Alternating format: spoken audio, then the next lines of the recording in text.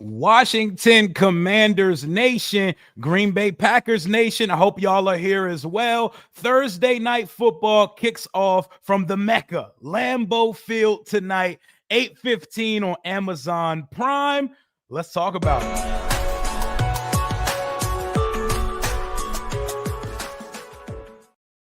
Today's guest, I have the hardest working man on YouTube, the 2023 Packers Fan of the Year, the 2023 NFL Fan of the Year. He's raised over $2 million for charity in the last 4 years, and he's closing in on 1 million YouTube subscribers.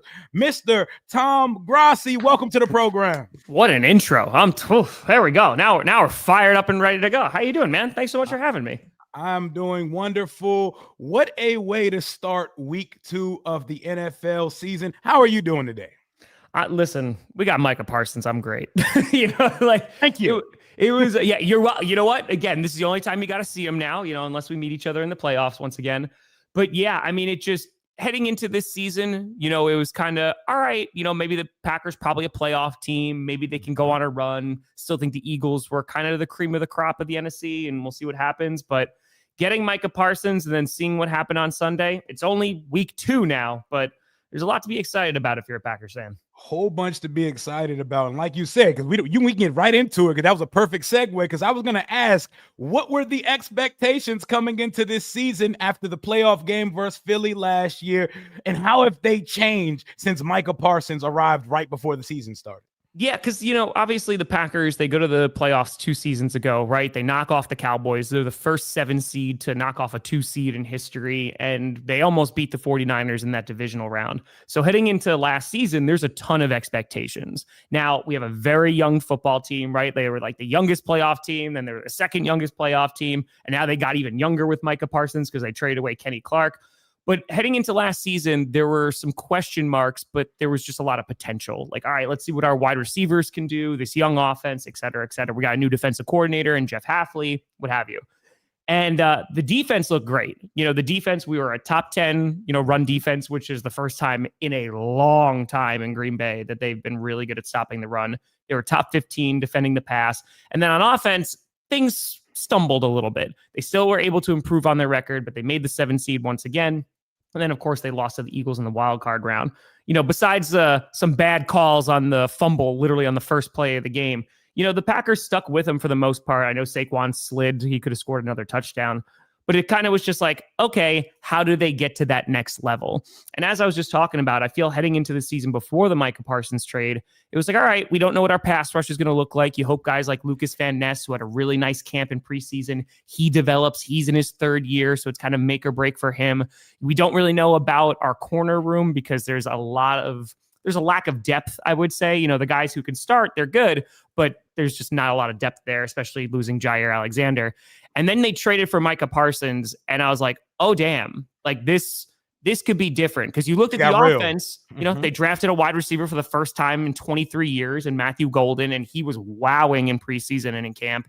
They got Savion Williams. They got extra protection, not only Banks from the 49ers, but also they drafted Belton. And you're like, okay, this offense should be humming along. Josh Jacobs did really well. As long as Love can be consistent and stay healthy, we should be good. But the defense, adding Micah Parsons, and the way that I tried to frame this is guys like him do not become available in their prime, like ever. Right? Like you even look at a guy like Reggie White, right? Reggie White was traded like, what, he was 30, 31 years old. Like he was later that he went to Green Bay and still they won a Super Bowl. But you don't see this kind of stuff happen. The last time it was like Khalil Mack, and he was a year older than Parsons was at the time. So to kind of bring that kind of player in, you saw on Sunday, even though he played less than half of defensive snaps, he still had a sack. He was generating pressures. On top of that, he allowed others to get sacks and generate pressures, and he forced an interception based off one of his pressures. And that's without him even playing half of the game. So I think it completely changes the dynamic for our pass rush. On top of that, it's going to make our secondary look better because opposing quarterbacks are going to have less time to throw. So I think this team now, again, it's just week 1, and they had a really impressive game with the Lions. But Packers fans, we're looking at Super Bowl now of, okay, we are in that conversation of being contenders. And as you should be, because the recency of it all It's a what have you done for me lately league. Y'all get Parsons right before the season starts, and then you go out and dominate the Detroit Lions week 1 of the season. That's a divisional matchup that can always go either way, but you guys made the number 1 offense in the NFL last year look pretty minuscule week 1 of the season, and now the conversation has shifted. Y'all are media darlings now, Tom. Do you see the way that y'all are being spoken about this week? It's so funny too, because Jordan Love gets a ton of hate, right? And I think it's because it's, oh, the Packers can't have 3 good quarterbacks in a row, right? Like that's impossible. And then, when he was drafted, you didn't really see a lot of them. And then he did struggle, especially in his first season as a starter. He had consistency issues, he had turnover issues, but then he really turned it on at the end of that 23 season. So I feel like there was a lot of hesitation of like, oh, all right, we're not going to pump up the Packers just yet.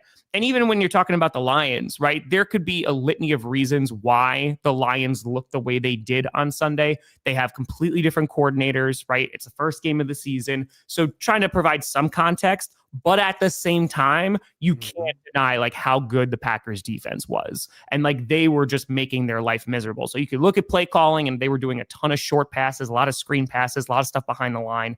But overall, the Packers, they beat them for the first time in Lambeau since 2021. And, to start off with a division win, just like you guys did, never going to knock that.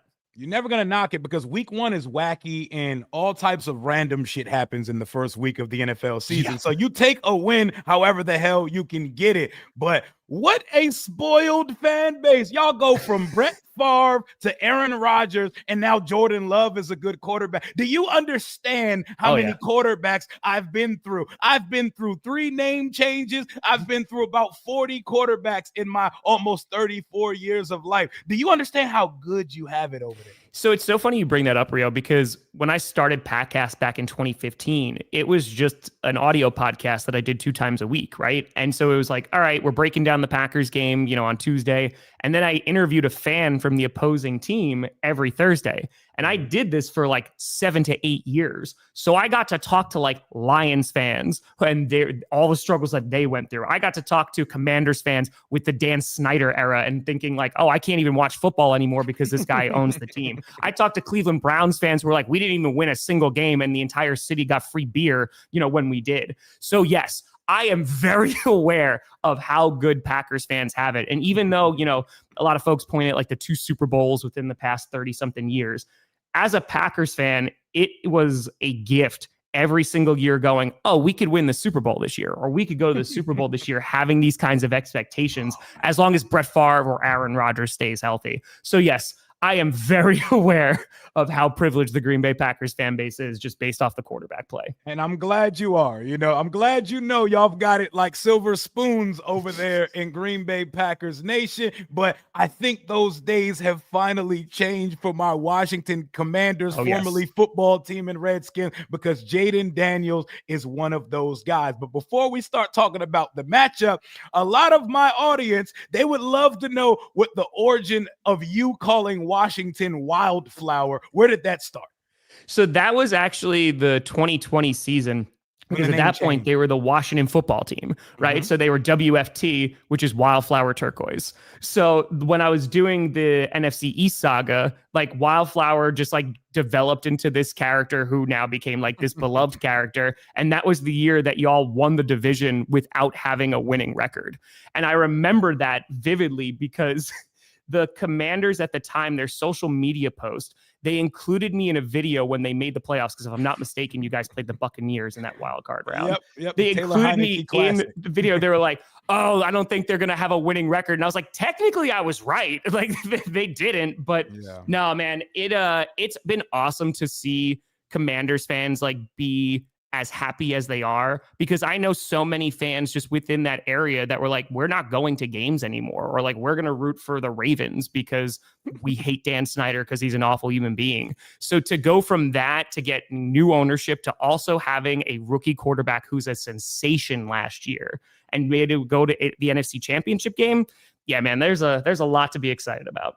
Oh, man. Phenomenal times last year, and you're welcome. We took care of the Bears in the most dramatic fashion ever. I saw your reaction to the Hail Mary, and we did to the Lions what y'all did to them last week, but in the divisional round of the playoff. Oh, yes. But thinking more into this matchup tonight, it doesn't get better than this to start week 2. So 2 teams that are chasing the Philadelphia Eagles to see who that next team in the NFC is going to be. 2 very good quarterbacks, possibly and probably the best 2 quarterbacks in the entire conference. What did you see from Washington week 1 versus the Giants? Well, I think there's a couple things, right? Because when you traded Brian Robinson, I think there was a few people outside of the Washington fan base who was like, oh, that's interesting. Like, why are they doing that? But it's the legend of Wild Bill, right? Like there was a lot of confidence in that running back room. And Austin Eckler did fine, last year, but he's an aging running back. So it's kind of like, all right, how much time does he have left? But considering that run game was pretty darn good, your defense, and I mentioned this in the predictions, I don't know if your defense is that good, which, by the way, impressed me last year because I didn't think they were going to be good at all. So they were pretty darn good. I don't know if it's, oh man, are they really, really good? Or is the Giants O-line that bad? And it might be both, right? Like, because it, like you said, it's just week 1. Definitely. But Jaden Daniels still looked good. The run game was good. I'm so glad that y'all re-signed Scary Terry and just got that nonsense out of the way because he's one of the best wide receivers in the entirety of the NFL. And I mean, yeah, the Giants didn't have a shot, man. I mean, they had no run game. Russell Wilson did not look good, and usually you guys have interesting games against the Giants, and it wasn't really much of a competition this past Sunday. Yeah, they're usually interesting, but since Jaden got here, it's 3-0, and we're now going to probably dominate that matchup like great quarterbacks do versus divisional rivals all the time. But I'm looking at this matchup. I see 2. This is a potential playoff preview. Sure. It could even as much as be the NFC Championship preview. These teams have to prove it though, and they have to prove Philadelphia's schedule looks pretty tough over the next 4 or 5 weeks. So that 2-0 start, this could be the team that people got at number 1 or number 2 on the power rankings after this game was decided. Yeah, and the exciting thing is if the Packers, obviously they took care of the Lions. If they beat the Lions and then they are able to win tonight against the Commanders, the team that beat the Lions in the postseason, there is going to be, those flowers are going to be smelling real good tomorrow morning, Rio. But you're 100% correct. I mean, both these teams, whether you have the dynamic quarterback that Jaden Daniels is, and I'm very curious to see how that team's going to evolve throughout the season, right? Deebo Samuel, the amount of crap that he got during the offseason. And listen, when you guys traded for Deebo Samuel, I was like, this really doesn't do a whole lot for me. But he looked pretty damn good on Sunday, right? So if he can be that kind of weapon and, allow Scary Terry to either get doubled and he can have opportunities or vice versa, that's going to open up the playbook. So I think as long as you guys are able to have a really strong run game, you're going to be successful this season. And obviously expectations are pretty darn high after making it all the way to the NFC Championship. You saw kind of the impact of Laramie Tunsil, on Sunday, and the lack of Laramie Tunsil for the Texans, over in their game, which is tough. And so making that offensive line a priority, which you guys have done, I think is probably the smartest thing that you can do for a young quarterback, because now you're in this window where you're like, hey, I have a rookie QB on a rookie deal. We have a 3-4 year window to try and make this work and try to, stack it with as many players as we possibly can. And you guys had a pretty big free agency to try and get to the big game. Yeah, man. It's the oldest roster in the league on paper versus the youngest roster in the league. But our young guys are very important here too. And we got some guys that play like special teams and stuff that skew that age gap a little bit up there. Sure. But Jaden Daniels was a little bit off on Sunday and still played a good game. He missed on something. I mean, he's been in the gym this. I don't know if you noticed, but he put a little muscle on. Yeah. Oh, yeah. So he got a little heat on a couple of those throws. He missed Terry on what should have been a 70-yard touchdown, a couple deep overs to Deebo, one behind Zach Ertz as well. I don't think he's going to miss those on Thursday night or consistently because accuracy is one of his superpowers. But getting into this one, the injury report. A couple of your offensive linemen, Aaron Banks, Zach Tom, and your starting corners banged up. Who's playing tonight, Tom? Yeah, no. So Zach Tom is kind of the big injury there. And Jordan Love spoke about this over the past couple of days and is like, all right, different guys are going to get opportunities to try and play. And, that's one of the reasons why the Packers got a lot of heat for not this past draft, but the draft before that, for drafting Aaron Banks, right? Mm-hmm. They were like, okay, why are we drafting another offensive lineman in the first round? And this is why you do that. And Aaron Banks had a really nice preseason and offseason too. So I'm excited to kind of see, what some of the new guys can do, but that is a little bit of a concern. But that's why also Goody, our GM, is constantly going out and getting offensive linemen, whether it's with the draft or it's bringing in guys like Banks. So that's a little bit of a concern. I mentioned the corner depth before as well. And that's always going to be a little bit. But I feel like for the Packers, if they're able, because they didn't allow a single sack, against Aiden Hutchinson or anything on Sunday against the Lions. Jordan Love had a pretty clean pocket for a good chunk of the game. So if they're able to neutralize that pass rush, which is definitely going to be difficult with some injuries, I think they should have an okay time. And then Josh Jacobs, man, if he's able to run that ball, that's going to be interesting. But you guys against the run, we'll see what happens. Yeah, we'll see, because we didn't get as much. Tyrone Tracy is a solid running back, sure, but old man Russell leading the team in rushing in week 1, that's not going to really show you if you can stop the run in 2025. And it's like you said, Ria, like it's week 1, but that's really the whole month of September, right? Like these teams don't have identities. You're not going to know who the 2025 Washington Commanders or the Green Bay Packers are going to be, really until like the season really gets going. You start getting into October and going, okay, this is kind of the identity of this squad. So I'm excited to see, because for Jaden Daniels, he's a very mobile QB. And historically, the Packers usually have some problems containing mobile QBs. Now, I would say the difference maker is the guy that we just traded for, who knows Jaden Daniels pretty darn well, from last season, and that's Micah Parsons. And I'm curious to see how many reps he's actually going to get and what his snap count is going to be. I think he played around like 46 to 48% of snaps on Sunday. So I'm curious to see if that workload is going to be increased. He spoke about this after the game, saying that, he kind of wanted to do away with the snap count. And I don't doubt that, he's more ready to go. But dude had like a week and a half to learn the playbook, right? So It's going to take a little bit of time. He's got to get more into football shape. And so I feel like this is going to be probably one of the last times that he'll be on a modified snap count, because now they're going to get a kind of a 10-day rest after this. So this is a big game, and I feel like we'll get a sense of really what that Packers defense is after tonight. Yeah, I'm interested to see what that uptick of his snap count's going to be, because it's one thing when you just got there and it's Sunday, but then it's back-to-back games and there were some back issues. I'm going to put those in bunny ears because I don't know how serious those were, but I'm interested in the matchup of our wide receiver room versus your cornerback. What is the Green Bay Packers cornerback? Is that the weakest room on your roster? So it's so funny because like Carrington Valentine, who's a very late draft pick, he became an immediate starter. And the corner room is not our strong suit, I would say. And before Micah Parsons, I would actually look at our pass rush and go like, maybe that's the weak point. Like I love Rashawn Gary, right? But with LVN, he was just not developing, and so we didn't know. But now with our corners, Keyshawn Nixon's back there. He's a former special teams player who converted into corner. Bo Melton, who was a wide receiver, converted and became a corner this offseason. So he's going to be missing out on the game. So there's a little bit of concern that's going on there. Hobbs, I think, is going to be good to go the last time I checked. So that is pretty good. Yeah, I see Wildflower fans out there. Let's go. Come on now. Yep, we got it. Yeah, the fan base, they love you, Tom.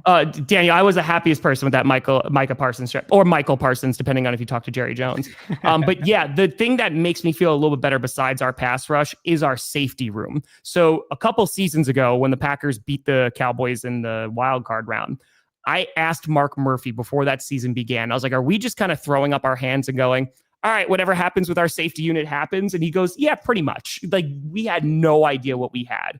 Evan Williams has come along. He had the interception on Sunday. He's a really great safety. On top of that, Bullard's been pretty darn good. But of course, you have Xavier McKinney, who also knows the Commanders very well. Thank you for that as well. You are so welcome, because he before Micah Parsons, Xavier McKinney was one of the most excited free agents ever that I was so happy to get, because I knew how good he was. And especially on a bad Giants squad, he made that secondary look better.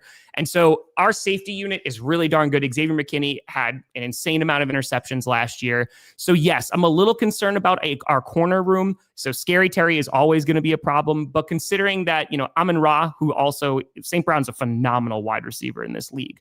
And while he did have some catches on Sunday, the Packers were really able to neutralize Jared Goff. And if they're able to get after Jaden Daniels, which is going to be easier said than done, I'm not as concerned. But yeah, one-on-one, man, Scary Terry has had some sensational catches at Lambeau. He always turns it on. And truly, he is one of my favorite wide receivers because him and Mike Evans, those are guys that are just QB proof. Before you had Jaden Daniels, like you said before, you had a long list of quarterbacks, and Scary Terry was still pulling up numbers, man. So he's always going to be a threat. So if there's something that I'm circling tonight, it's Terry potentially having a big game.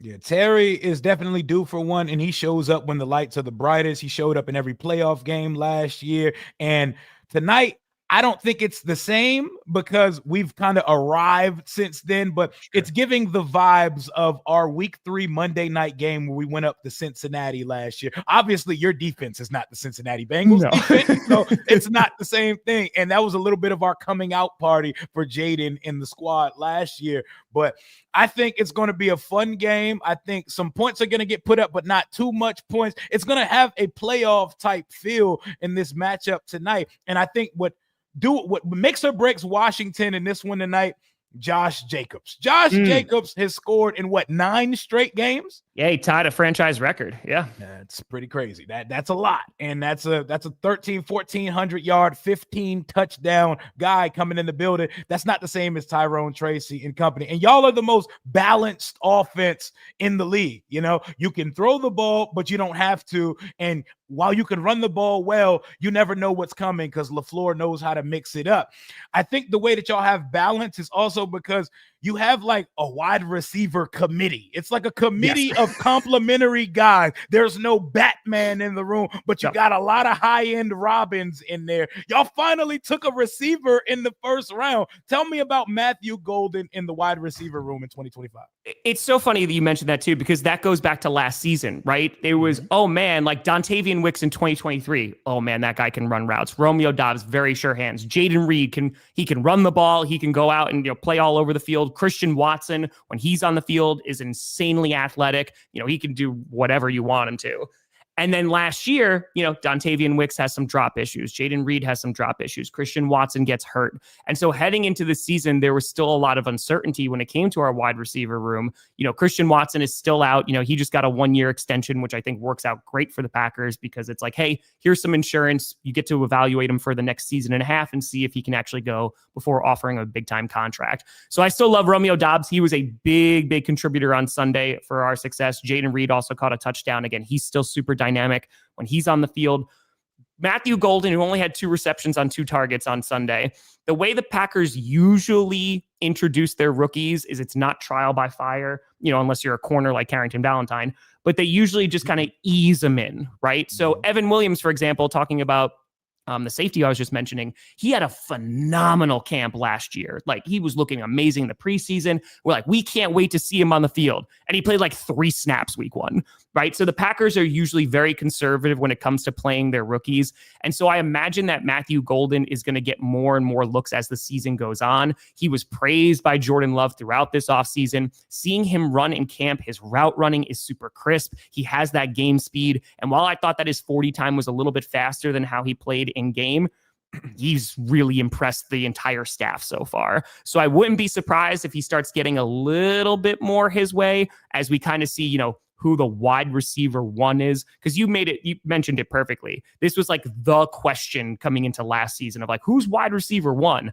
And my response and their response was nobody, right? Depends on the week. It's a fluid situation. Which when it works, Rio, is great, right? Because it's like, oh, then you have to game plan for everybody. The problem is when, you start losing guys to injuries or like, they start having drop issues, what have you. And then all of a sudden it's like, oh, this is why we need a wide receiver 1.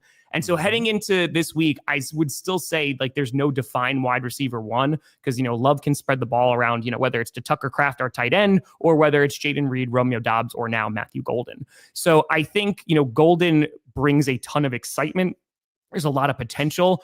But the kind of narrative I've been rocking with was you don't draft a wide receiver for the first time in 23 years in the first round without the anticipation that he is going to be contributing a ton to this offense. So I imagine as the season goes on, that workload's going to go up. Yeah, I imagine Matthew Golden's the guy y'all want to be the head of that room because it's seeing y'all actually take a receiver at your home draft. in front of all those fans, I would imagine y'all want him to be the number one guy. A guy that my fan base was very high on the process, Savion Williams. Yeah. How's it going for him so far? Is he a natural receiver? A lot of people were calling him Baby Debo Samuel. What's he showing y'all so far in the summertime? So that's what's been interesting too, because like he was dealing with some nagging issues too, like, you know, and trying to get into the game. And they were, I think he didn't play a couple of preseason games, but he's one of the guys that like, he's a taller Jaden Reed, right? Okay. And I think just because of the season that Jaden had last year, this was a little bit of insurance. And Goody's like, hey, listen, whoever's the best wide receiver, like y'all are going to compete, and whoever winds up winning the spot, they win the spots. So we haven't seen like a ton of him, obviously in game, but he's another guy that, especially if we start losing wide receivers or some guys like start not playing so well. I mentioned Matthew Golden kind of being eased into the game plan. I think it's going to take even longer for Savion Williams, and it's not necessarily like representative of his play. It's more of just how the Packers usually approach things. So I'm very excited to start seeing some jet sweeps with Williams, you know, as the season goes along, just like they were doing with Jaden Reed, especially if they have Reed returning punts or kicks, you know, because we just need somebody back there because McCole Hardman did not work out. So ultimately, I think he's another guy that maybe in like October, November, we're talking a little bit more about him, but they're easing him into the game plan so far. Who is your X factor or sleeper player folks are not talking about, who you think is going to make a difference in tonight's game? Yeah, I don't know if he could be considered a sleeper anymore because he started getting national acclaim after last season. But Edgerrin Cooper, man, he is a monster. He's a dog. The Packers, like, they went years without, like, they went back to Jordan Love's draft, right? There's the infamous reaction I had. I wanted Patrick Queen so badly. So bad. Because we had just gotten run over by the 49ers, right, in the NFC Championship game in 2019. And the Packers just never really addressed middle linebacker. They go out and get Edgerrin Cooper, and he had a phenomenal rookie season. He bulked up, and he led the team in tackles, you know, on Sunday. So he's a guy that can absolutely wreck a game. He could stop the run. He can get after the quarterback. And so he's a guy that I think every single every single offense has to circle because he can wind up changing the dynamic of the game. And that's why, Rio, like, this is so exciting because the fact that that defensive front can be that good. And I really like Jeff Hafley. He's probably going to be a future head coach somewhere and, you know, within these next few seasons. But yeah, Cooper's a guy that, you know, I'd be a little concerned about if I was the Commanders offense.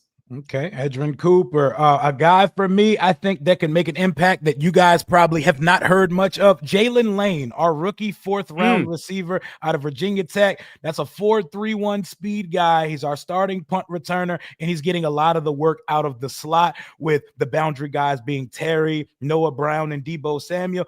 I think in a spot like tonight, he could be a guy that makes a big play, but I know you got to run. So before you get out of here, I need your prediction for tonight's game because I'm looking at NFL Network, ESPN. It's a whole lot of green when it comes to these predictions, Tom. So what are you feeling? And do you think these score predictions are about in the range we're going to see tonight? I think even just looking at all of these predictions, everybody's anticipating a close game, right? Like you're looking, what's the largest point differential? It's 9 points, somewhere around there. So I think that would be a little bit high. I think that this is going to be a closer game than both of our games on Sunday, right? Because we both had some pretty damn good games. Indeed. So I do think the Packers can sneak away with one. It's all going to depend on if they're going to be able to stop Jane Daniels. If they're able to contain the run, and I mean that both from Daniels and also from your running game, I think they should be able to get the win here because we're about to see how good that defense really is against a really good offense. So I see this right around kind of, I could see as the most maybe the Packers scoring like 31 points, somewhere around there. But yeah, I'm thinking high 20s, like a 28-24 kind of game. I can see the Packers getting away. I think maybe 28-21. But I think it's going to be a pretty close matchup. But I think they can get it done at home. Yep. I see 30-24 Washington. I think I see a 6-point game, and I see us scoring. Like, we're a very hard offense to prepare for. Sure. And even some of the better defenses in the league, you know, if our guys are not fumbling the football, because the thing is, we don't turn the ball over. The NFC Championship, I don't know what happened to us that day, but we don't talk about that game. Yeah, we don't talk about it. We don't talk about that game. Yeah, it never happened. Never happened. Men in Black zapped it. Saquon Barkley, who? Nope. Never happened at all. But I think that we're going to play ball control. I think you're going to see the fourth down bandits out to ride. Our punters banged up. Our legendary punter, Tress Wade, they love him here. He's banged up, and we don't know what Matt Gay is as a kicker yet. Sure. So I think you're going to see a whole lot of fourth down stuff. We were 20 for 23 on fourth down last year. I know. I think you see a whole bunch of that tonight. I got us going up there in a 30-24 game. If there's one thing I know about Jordan Love is he's going to be around the double-digit interception mark every season. He's going to give us a couple chances. We don't turn the ball over. I mean, we don't get turnovers defensively, but I think we might like nice things. Jordan Love may gift us one. 30-24 Washington Commanders. That's what I got. And I appreciate you for coming on with me, and I appreciate you for all that you do in this sports fan content creation sphere. You're about to hit 1 million subscribers by the end of the season, and what you did for Chiefs Chargers as one of the handful of people selected to show and watch party the game. Congratulations to all your success. Appreciate you, man. That's very kind of you. Yeah, man. It's just we're just fans. Like that's what it is, right, man? That's 10 years ago.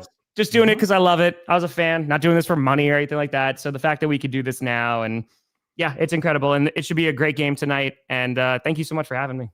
Absolutely, man. I appreciate you for coming on, and we'll definitely do this again, big guy. Yeah, take care. You have a great one. Yes, sir. Yes, sir. Yep, that was Tom Grossi, everybody. I hate to do this to y'all, but I definitely got to run. I will be live for the watch party somewhere around 6:30 to 7 o'clock. Hail to the Washington Commanders. And on the way out the door, shout out and plug to our sponsor in Sleeper.